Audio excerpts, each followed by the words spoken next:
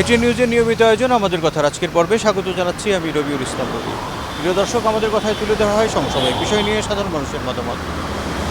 বগুড়ার জনসভায় প্রধানমন্ত্রী তারেক রহমান বলেছেন, গুপ্ত বিভ্রান্তকারীরা আবারও ষড়যন্ত্র শুরু করেছে। আজ আমরা তুলে ধরব এ বিষয়ে সাধারণ মানুষের মতামত। তার আগে চলুন দেখে আসি বিষয়টি নিয়ে একটি প্রতিবেদন। প্রধানমন্ত্রীর আগমন। কদিন ধরে উৎসবের আমেজ বগুড়ায়। সেই আমেজের পূর্ণতা পায় সোমবার বিকেলে, যখন প্রধানমন্ত্রী তারেক রহমান শহরের আলতাফুন্নেসা খেলার মাঠের সমাবেশে যোগ দেন। তারেক রহমানের আগমন। প্রধান অতিথির বক্তব্যে তিনি বলেন, যারা সংস্কার করছে, জুলাই সনদের কথা বলছে, তারা কিন্তু নারী উন্নয়নের কথা বলে না। যারা এই সংস্কার করে যারা জনগণকে বিভ্রান্ত করতে যাচ্ছে, জুলাই সনদের সম্পর্কে বিভ্রান্ত করতে চাচ্ছে, তারা কিন্তু নারীর স্বাধীনতা অথবা নারীর উন্নয়ন নিয়ে কোনো কথা বলে না। গুপ্ত বিভ্রান্তিকারীরা ষড়যন্ত্র করছে অভিযোগ করে প্রধানমন্ত্রী বলেন, একটি পারিবারিক ঘটনাকেও তারা রাজনৈতিক অশান্তির রূপ দেওয়ার চেষ্টা করছে। এই গুপ্ত বিভ্রান্তকারীরা আবারও এখন এই বিভ্রান্তের কাজ শুরু করেছে। তারা একটি পারিবারিক একটি ব্যক্তি ঘটনাকে কারা রাজনৈতিক রূপ দিয়ে দেশে অশান্তি সৃষ্টির চেষ্টা করেছে দেখেছেন আপনারা সবাই। প্রিয় ভাই বোনেরা, এদের সম্পর্কে সতর্ক থাকতে হবে। বগুড়া বিমানবন্দরে যেন কার্গো বিমান নামতে পারে, কৃষি পণ্য নিতে পারে, সেজন্য এবং একটি বিশ্ববিদ্যালয় প্রতিষ্ঠায় কাজ শুরু করবেন বলে জানান তিনি। কিভাবে যে বগুড়া বিশ্ববিদ্যালয়, সেখানে কৃষি, প্রকৌশলী সহ চিকিৎসা, এই বিষয়গুলোকে কিভাবে আমরা এখানে ইনক্লুড করে বিশ্ববিদ্যালয়ের কাজ শুরু করতে পারি, শীঘ্র ইনশাল্লাহ সেই কাজ শুরু করব। জনসভার আগে প্রায় 2 দশক পরে বগুড়ার গাবতলীর বাগবাড়িতে গ্রামের বাড়ি গেলে প্রধানমন্ত্রীকে নিকটাত্মীয়রা স্বাগত জানান। তার গ্রামের পাশেই খাল কাটারও উদ্বোধন করেন। এর আগে গাবতলী উপজেলার বাগবাড়িতে জিয়াউর রহমান গ্রাম হাসপাতালে হাম রুবেলা টিকাদান কর্মসূচির উদ্বোধন করেন প্রধানমন্ত্রী। আমি আশা করি যে এই হাসপাতালের উত্তরোত্তর আরো উন্নতি হোক, আরো বহু রোগী এখানে সেবা পায় এবং তারা সুস্থ হয়ে উঠুক। বেলা 1টার দিকে বাগবাড়ির ডিগ্রি কলেজ মাঠে আয়োজিত ফ্যামিলি কার্ড কর্মসূচিতে অংশ নিয়ে প্রধানমন্ত্রী বলেন, পাচার করা অর্থ দেশে ফেরত এনে বিতরণ করা হবে। মায়েরা তাদের সন্তানদেরকে লেখাপড়া শেখাতে পারে, মায়েরা যাতে তাদের সন্তানদেরকে একটু ভালো খাওয়া দিতে পারে। এলাকাবাসীর দাবির প্রতি শ্রদ্ধা জানিয়ে ডিগ্রি কলেজটিকে জাতীয়করণের ঘোষণা দেন প্রধানমন্ত্রী তারেক রহমান। এই বগুড়া মানুষ বলছেন, দীর্ঘদিন ধরে তারা উন্নয়নমঞ্চিত ছিলেন রাজনৈতিক কারণে। এবার যেহেতু তাদের ঘরের ছেলে প্রধানমন্ত্রী, ফলে তাদের মধ্যে বাড়তি আবেগ, উচ্ছ্বাস এবং দাবি। তারা যেমন একদিকে শহরভিত্তিক উন্নয়ন চাচ্ছেন, তেমনি গ্রামভিত্তিক কৃষি উন্নয়ন চাচ্ছেন। প্রধানমন্ত্রীও তাদের প্রতিশ্রুতি দিয়ে বললেন, শুধু বগুড়া বা উত্তরাঞ্চল নয়, দেশের টেকসই উন্নয়নে কাজ করছে বর্তমান সরকার। ইসলাম ইন্টু, এটিএন নিউজ, বগুড়া। প্রিয় দর্শক, প্রতিবেদনটি দেখলাম, এবার চলুন দেখে আসি সাধারণ মানুষের মতামত। আমি মনে করি সে যে ভুলগুলো করছে তার অনুরক্তি সে পাচ্ছে, কারণ জামাত এই দেশের বিরোধী, মুক্তিযোদ্ধার বিরোধী ছিল। ওনার বাবা একজন মুক্তিযোদ্ধা সেক্টর কমান্ডার ছিল। আর আওয়ামী লীগ সরকার মনে করেন যেটা হলো আওয়ামী লীগকে যে অস্বীকার করবে, সে বাংলাদেশটাকে অস্বীকার করবে। কারণ আমি চাই, দোয়া করি ওনার জন্য যে উনি যেন ভালোভাবে চালাইতে পারে। আমাদের তারেক রহমান প্রধানমন্ত্রী, এখন বর্তমান প্রধানমন্ত্রী, উনি কালকে বগুড়াতে যে ভাষণটা দিয়েছেন, আমি তার পক্ষেও না বিপক্ষেও না, আমি মানে সাধুবাদ জানাবো দুই পক্ষকেই, যারা দুইজন মিলে বসে কিভাবে একটা দেশের উন্নতি হতে পারে। এই আমরা নেপালের কথাও ধরতে পারি, দেখেন তাদেরও তো আমাদের মতোই বিপ্লব হয়েছে, তারা সবাই মিলে কাজ করছে। দুইজনকেই আমরা আহ্বান জানাবো, এভাবে কাদা ছোড়াছড়ি দরকার নাই, সুন্দর একটা সমাধানে দেশটাকে আগায় নেওয়া। আপনি বিরোধী দল বিরোধিতা করার জন্য যদি বিরোধী করেন, তাহলে তো হবে না।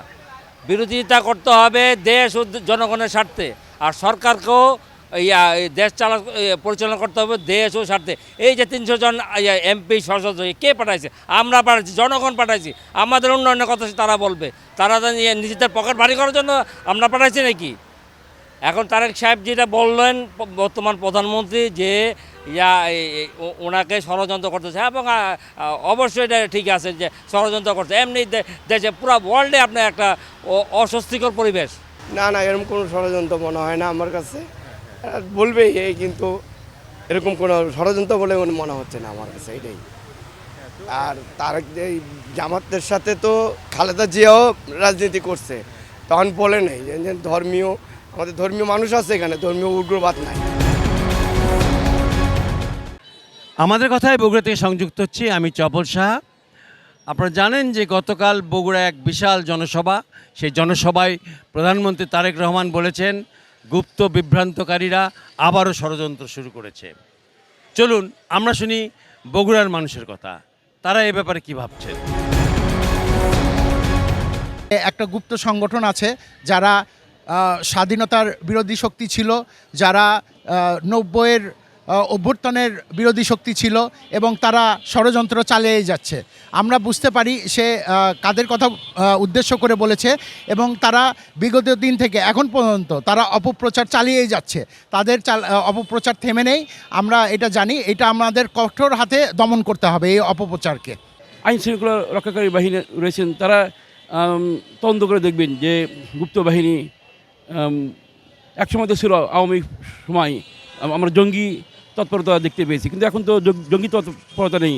র্যাবের প্রধান, প্রশাসনের প্রধান সবাই বলতেছে না দেশে কোনো জঙ্গি আশঙ্কা নেই। পহেলা বৈশাখ উপলক্ষে তারা ব্রিফিং করেছেন, প্রেস ব্রিফিং করেছেন, জাতির সামনে বলেছেন, আশ্বস্ত করেছেন যে এ ধরনের কোনো শঙ্কা নেই। সেক্ষেত্রে গুপ্ত বাহিনী বলতে উনি কী বোঝাতে চেয়েছেন, আমরা এই বিষয়ে সুস্পষ্ট ব্যাখ্যা চাই। আপনারা জানেন যে আমরা যারা বগুড়াবাসী আছি, আমাদের প্রাণের যে দাবি ছিল দীর্ঘদিনের, সেটা আমাদের পূরণ করেছেন মাননীয় প্রধানমন্ত্রী। তো এখানে প্রধানমন্ত্রী যেটা আমাদেরকে সবাইকে বগুড়াবাসীকে যে উপহারগুলো দিয়ে গেছেন, এটা আমরা বগুড়াবাসী হিসেবে আমরা অনেক কৃতজ্ঞ এবং তারই বগুড়া জেলা, আমরা তারই সন্তান। যেন আমাদের এই দেশকে কেউ দ্বিতীয় ষড়যন্ত্র না করতে পারে, সেটাও আমাদের সবাইকে খেয়াল রাখতে হবে। উনি যেটা বলেছেন সঠিক কথা বলেছেন, কারণ আমাদের এই সোনার বাংলাদেশ যেন কোনো প্রকারের কোনো দুষ্কৃতির হাতে যেন আর ক্ষতিগ্রস্ত না হয়। আমাদের কথায় নোয়াখালী থেকে স্বাগত জানাচ্ছি ফয়জুল ইসলাম জাহান। গুপ্ত বিভ্রান্তকারীরা আবারও ষড়যন্ত্র শুরু করেছে। বগুড়ার জনসভায় প্রধানমন্ত্রী তারেক রহমান এ বিষয়ে নোয়াখালীর নাগরিকরা কি ভাবছেন জেনে আসি। প্রধানমন্ত্রীর কথাটা যদি সত্য হয় তাহলে আমার মতে যে রাষ্ট্রের উচিত বা রাষ্ট্রীয় প্রধান হিসেবে ওনার উচিত যে যারা গুপ্ত ষড়যন্ত্রকারী বা যারা গুপ্তভাবে বিভিন্ন দলে অনুপ্রবেশকারী তাদের বিরুদ্ধে সঠিক ব্যবস্থা নিয়ে রাষ্ট্রকে একটা সঠিক পথে আনা ওনার কর্তব্য। সেক্ষেত্রে আমার মতামতটা হলো এটা, রাষ্ট্রীয় ব্যবস্থা এবং রাষ্ট্রের মানুষকে সুস্থ সুন্দরভাবে একটা স্বাভাবিক জীবন দানে রাষ্ট্রপ্রধান হিসেবে গুপ্তদের বিচার করাটা এখন রাষ্ট্রের দায়িত্ব হয়ে দাঁড়াচ্ছে। বগুড়া জনসভা তারেক রহমান যে কথাটি বলেছেন এটির সাথে আমি সম্পূর্ণ একমত। কারণ বিগত সরকারের আমলেও দেখা গেছে আমাদের বাংলাদেশে একটি দল আছে, যে দলটি যে সরকারি ক্ষমতা আসুক না কেন তারা ওই সরকারের কর্মীদের মাঝে বা নেতাদের মাঝে ঢুকে একটি ষড়যন্ত্র করে। আমি চাই বাংলাদেশের উচ্চ পর্যায়ে যেসব প্রশাসনিক লোকজন আছে তাদেরকে দিয়ে একটি সুষ্ঠু তদন্ত করে এইসব গুপ্তকারী যারা দল আছে তাদেরকে বিচারের আওতায় আনতে হবে। এরা সব সময় বিভিন্ন দলের ভিতরে ঢুকে এদের কার্যক্রম এরা চালিয়ে যাচ্ছে। এদেরকে প্রতিহত করার জন্য রাজনৈতিকভাবে প্রধানমন্ত্রী সঠিক সিদ্ধান্ত নিয়েছেন এবং নেবেন। আমাদের আশাবাদ ব্যক্ত করি, এটা আমরা আশা করি প্রধানমন্ত্রী সঠিক সিদ্ধান্তের মাধ্যমে এদেরকে জবাবদিহিমূলক আইনের আওতায় এনে বিচারের আওতায় নেওয়ার জন্য অনুরোধ করছি এবং প্রধানমন্ত্রী সঠিক সিদ্ধান্ত সাধুবাদ জানাই। প্রিয় দর্শক, এই ছিল আমাদের কথার আজকের আয়োজন। আমি রবিউল ইসলাম রবি ছিলাম আপনাদের সঙ্গে। আবার দেখা হবে নতুন কোনো বিষয় নিয়ে, নতুন কোনো পর্বে। সেই পর্যন্ত সবাই ভালো থাকুন, সুস্থ থাকুন, সঙ্গে থাকুন এটিএন নিউজের।